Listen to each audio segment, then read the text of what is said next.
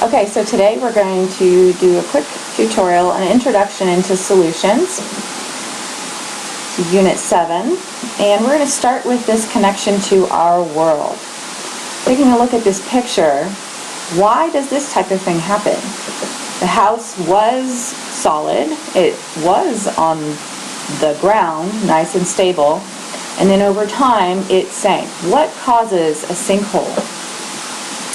And essentially it comes down to how stable is the ground underneath the house itself. And when you build houses, you do have to do surveys to find out what kind of chemicals are in the soil and whether they will, dissolve over time as rainwater and runoff and all that kind of stuff goes through soil. Will it dissolve the earth underneath what you're building? Because if it will, that's not going to last very long and be safe.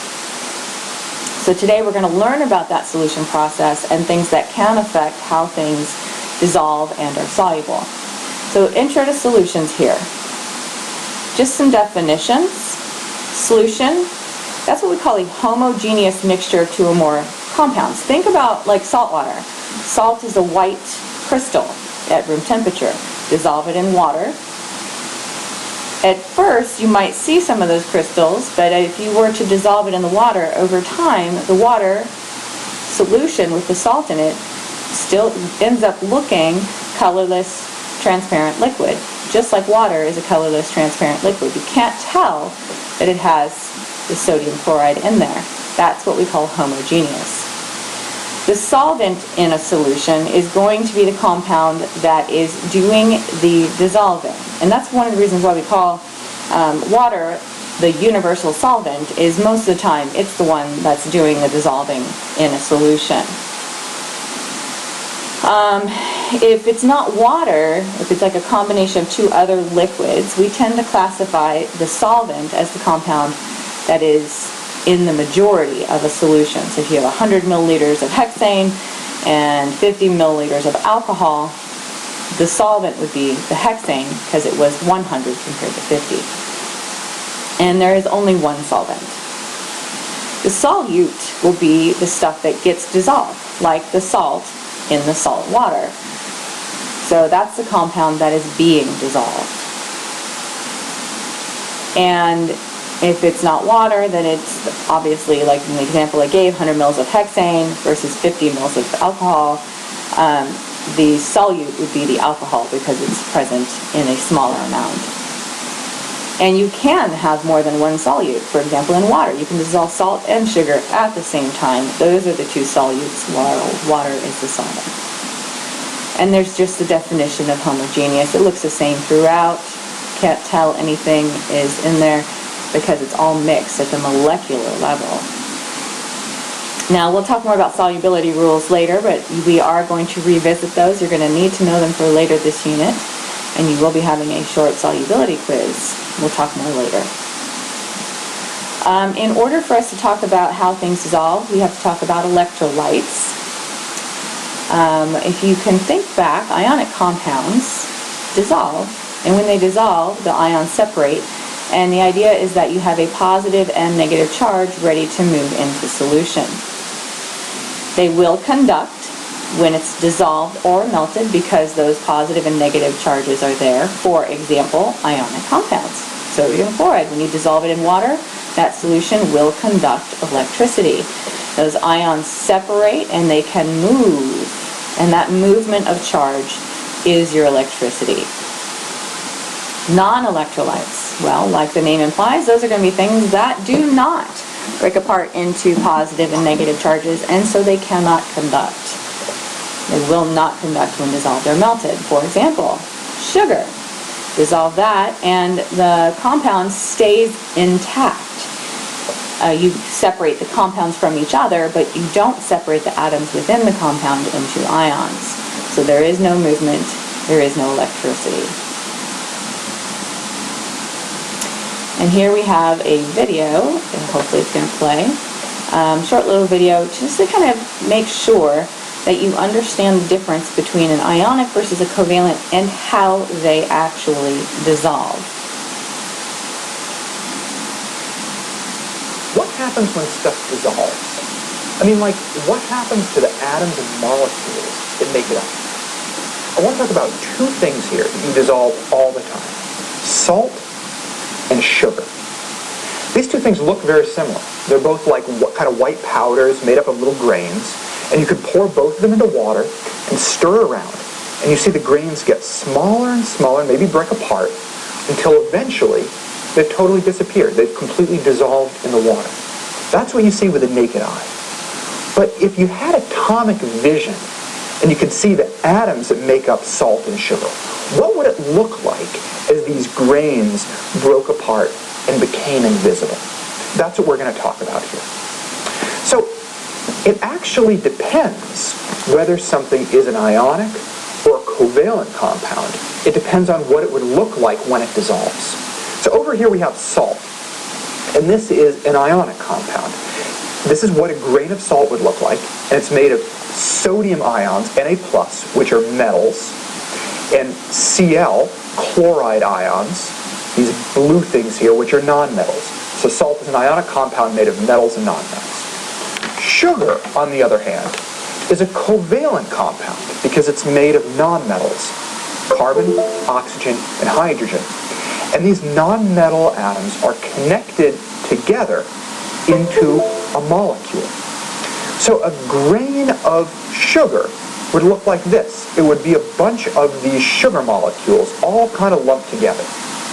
Notice that a grain of sugar is a lot more messy. It's not nearly as well organized as an ionic compound, this grain of salt over here. Anyway, let's look at what would happen when we dissolve these. We'll take a grain of salt, dip it in the water, and start stirring around. With our atomic vision, we're going to see that the atoms that make up this salt are going to come apart from each other. They're going to break apart, and they're all going to start floating around in the water individually. This is what it looks like when salt dissolves. Okay? Now let's take our sugar. Here's our grain of sugar. It goes in the water, we stir it around, and the grain of sugar is going to break up like we saw the grain of salt break up, but it's going to break up in a different way. It's going to break up into the individual molecules that made it up. But these molecules are not going to break up into the individual atoms. They're going to stay as molecules, and those molecules are going to start floating around in the water. A big mistake that people make, I don't want you to make this mistake, is they think that when sugar or other covalent compounds dissolve, they think that the atoms that make up the molecules totally break apart. And then you end up with a glass of water that has all these carbon and oxygen and hydrogen atoms just floating around. That does not happen. Big red X. Instead, the molecules stay together. Well, the atoms and the molecules stay together. So this is a big difference between how covalent compounds dissolve, where the molecules stay molecules, and how ionic compounds dissolve, where the grains of these things like salt actually break apart into the individual atoms.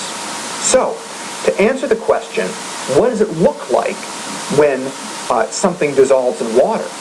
The short answer is, it actually really depends whether you're talking about an ionic compound or a covalent compound. If it's an ionic compound, it's going to break apart into all of the individual atoms.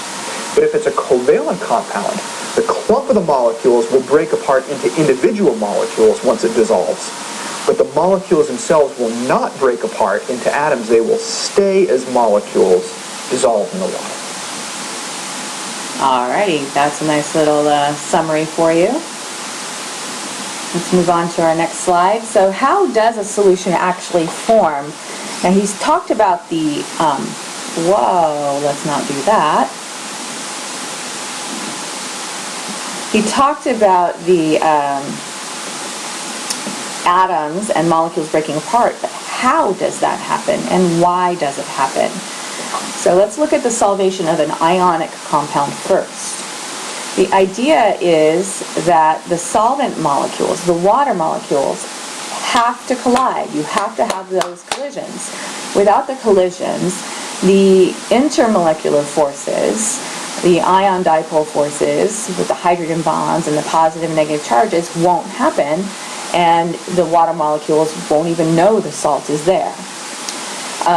When they do collide, they are attracted through those IMFs, and they can basically pull the solute ions off of the crystal. So the solute ions break off of the crystal. And then those positive and negative ions are surrounded by the solvent molecules.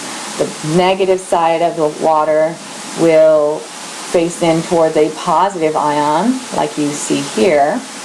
And if you had a water molecule with the positive side of the water, the hydrogens, they'll face in towards the negative.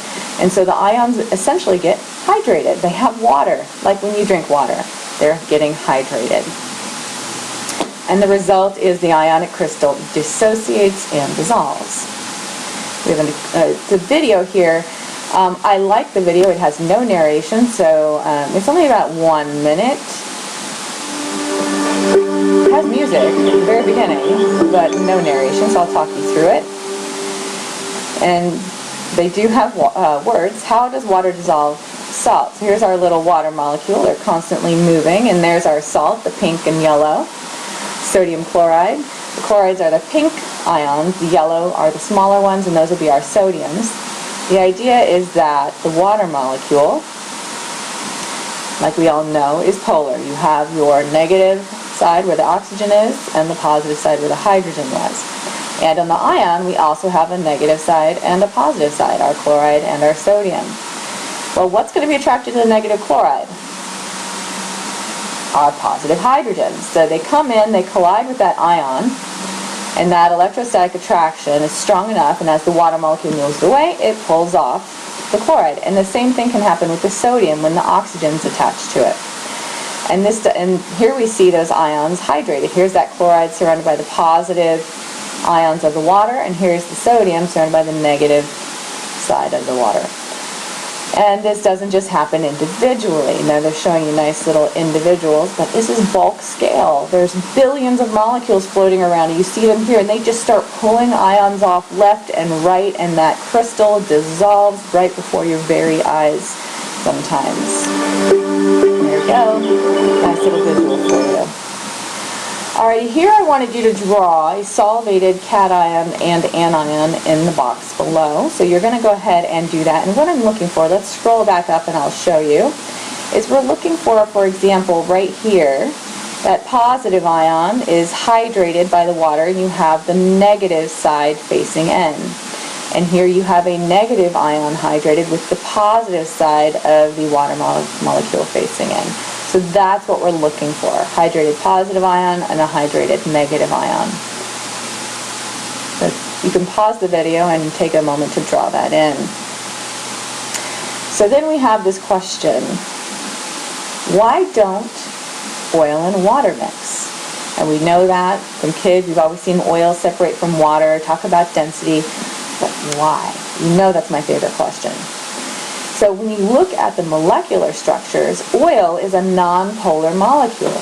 It has part of it that has some oxygens, a little bit polar, but this huge carbon-hydrogen tail. And you know what I say about those carbon-hydrogen bonds. They're all non-polar. So this huge part of the molecule is non-polar. There's no positive, negative side. Whereas when you look at water, we all know by now that it is highly polar. It has hydrogen bonding.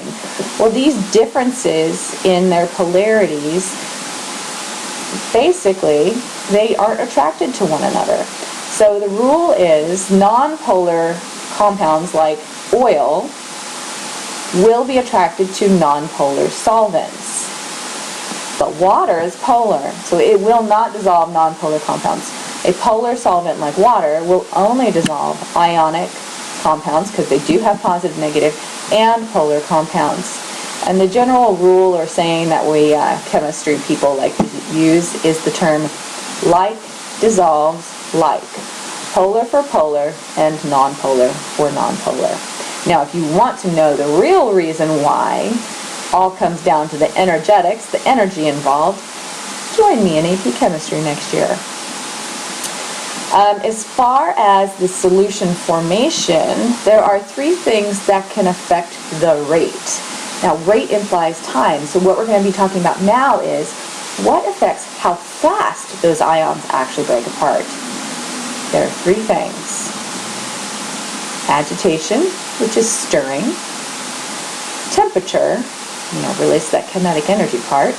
And then surface area, how big or small are the particles. And you know what it all comes down to? Molecular collisions. Solvent to solute. How do you change the number of molecular collisions? Now, we're going to stop right there because the next thing we're going to do in class is we are going to take that little bit of information about the solution process and we are going to be doing an inquiry lab for the next 3 to 4 days.